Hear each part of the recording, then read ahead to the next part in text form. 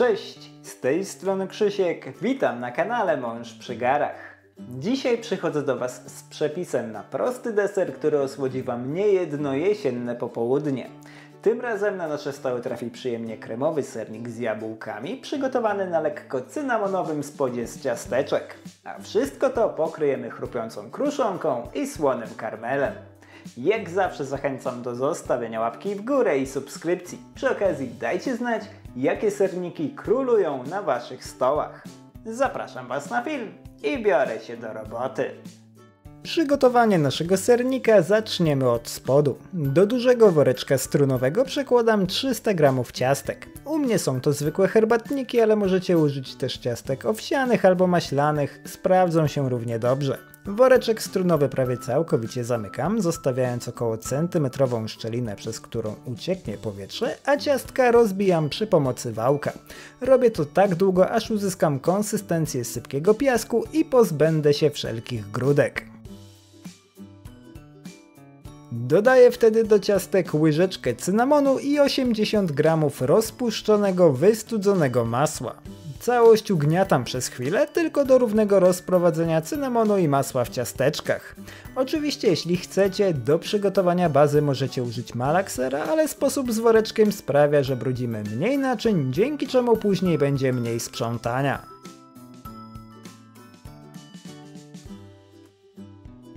Tak przygotowaną bazę sernika przesypuję na dno wyłożonej papierem do pieczenia blaszki o rozmiarach 18 na 28 cm. Proszek rozprowadzam równą warstwą po całej powierzchni, a następnie ugniatam szklanką do uzyskania zwartego, równego spodu. Forma z gotową bazą ciasta trafia do lodówki na czas przygotowania reszty składników. Skoro mamy gotowy spód, zajmijmy się teraz górą naszego sernika. Do niewielkiej miseczki wsypuję 60 g mąki pszennej i 30 g brązowego cukru. Zawartość naczynia krótko mieszam, tylko do pozbycia się grudek. Jeśli nie macie pod ręką brązowego cukru, użyjcie zwykłego, białego, sprawdzi się równie dobrze. Po wymieszaniu cukru i mąki dodaję do nich 30 g zimnego, pokrojonego w kostkę masła. Tłuszcz wcieram w składniki suche palcami do uzyskania konsystencji mokrego piasku. Nie róbcie tego za długo, żeby nie ogrzeć zbytnio masła. Minuta powinna wystarczyć. Po tym czasie powinniście móc formować duże grudy. Tak przygotowaną kruszonkę na chwilę odstawiam. Zanim zabierzemy się za masę serową, zajmijmy się jeszcze jabłkami. Do dużej miski przekładam 320 g obranych i pokrojonych w drobną kostkę kwaśnych jabłek. Dodaję do nich łyżkę świeżo wyciśniętego soku z cytryny, 30 g brązowego cukru, łyżeczkę cynamonu i pół łyżeczki gałki muszkatołowej. Zawartość naczynia krótko mieszam, tylko do pokrycia owoców sokiem i przyprawami. Tak przygotowane jabłka odstawiam na czas przygotowania masy serowej. Do osobnej dużej miski przekładam 100 g pokrojonego w kostkę miękkiego masła i dodaję do niego 50 g drobnego białego cukru. Zawartość naczynia ucieram przy pomocy miksera do całkowitego rozpuszczenia cukru i uzyskania jasnej, puszystej masy. Wszystkie składniki masy serowej powinny być w temperaturze pokojowej, dlatego warto wyjąć masło, jajka i ser z lodówki na przynajmniej godzinę przed przygotowaniem ciasta. Po osiągnięciu odpowiedniej konsystencji oczyszczam ścianę miski przy pomocy silikonowej szpatułki.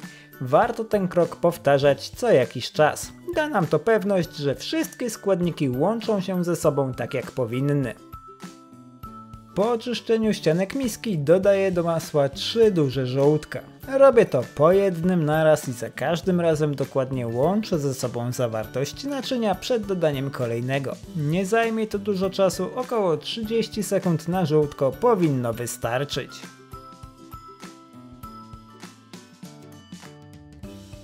Po dodaniu wszystkich żółtek nadchodzi czas na 750 g twarogu.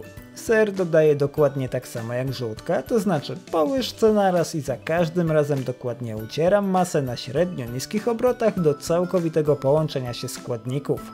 Tym razem używam twarogu sernikowego z wiaderka, ale równie dobrze sprawdzi się mielony twaróg śmietankowy lub zwykły biały ser zmielony 3-krotnie na średnich oczkach. Użyjcie tego, co Wam odpowiada. Masa będzie się odrobinę różnić, ale efekt końcowy będzie równie pyszny. Po dodaniu całego twarogu dodaję do masy łyżeczkę pasty waniliowej i jedno opakowanie budyniu waniliowego. Tym razem słodzonego, ale można użyć wersji bez cukru. Zawartość naczynia krótko mieszam tylko do równego rozprowadzenia dodatków w masie serowej. Kiedy to nastąpi, odstawiam miskę z masą na bok i zajmuję się białkami. Do osobnej miski przelewam 3 białka dużych jaj. Ubijam je przy pomocy miksera do chwili, aż łopatki robota zaczną zostawiać na nich wyraźny ślad. Ważne jest, żeby dokładnie umyć i osuszyć łopatki miksera. Minimalna ilość wody lub tłuszczu może skutecznie uniemożliwić ubicie białek, dlatego dodatkowo polecam przetrzyć łopatki odrobiną octu, który usunie resztki tłuszczu. Po osiągnięciu odpowiedniej konsystencji zaczynam dodawać do białek 50 g drobnego białego cukru.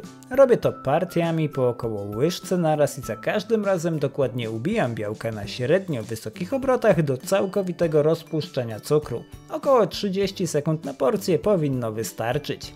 Po dodaniu całego cukru białka powinny stać się lśniące i na tyle sztywne, że bez problemu można odwrócić miskę do góry dnem.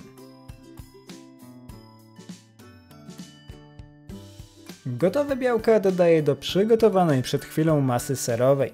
Robię to w 3 partiach po 2-3 łyżki naraz i za każdym razem ostrożnie łączę je z masą przy pomocy silikonowej szpatułki.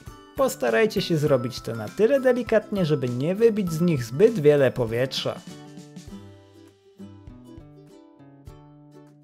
Gotową masę serową przelewam na schłodzony ciastkowy spód i rozprowadzam ją równą warstwą po całej powierzchni formy.